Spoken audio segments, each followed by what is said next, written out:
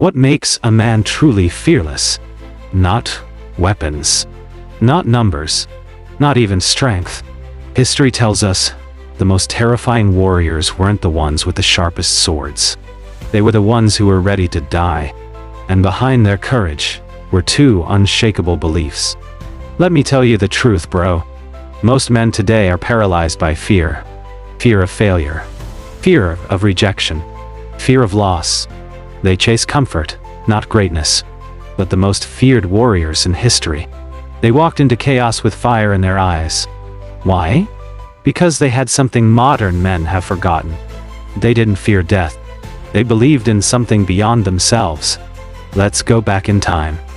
The Vikings, brutal raiders who struck fear across all of Europe. Not the best weapons, not the biggest army, but they were relentless. Because they believed. If they died in battle, they would rise again in Valhalla. They welcomed death as an honor. Then there were the Spartans, raised as warriors since childhood. They worshipped Ares, the god of war.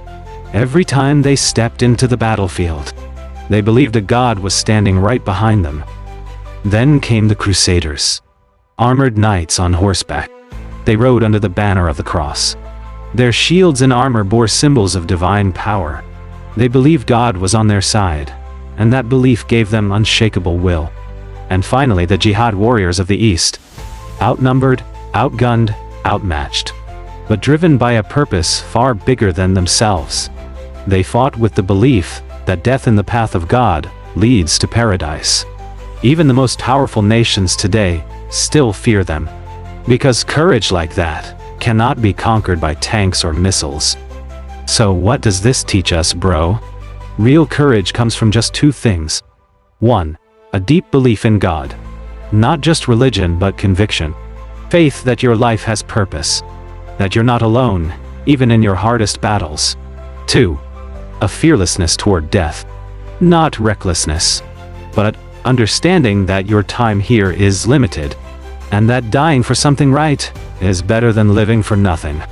A man who fears nothing but God becomes unstoppable. You don't need to wear armor. You don't need a sword. But if you walk with faith and live with courage, you'll become the kind of man this world cannot ignore. The world doesn't need more men chasing comfort. It needs men willing to stand for truth, even if it costs them everything. That's the kind of man who builds a legacy. Be that man.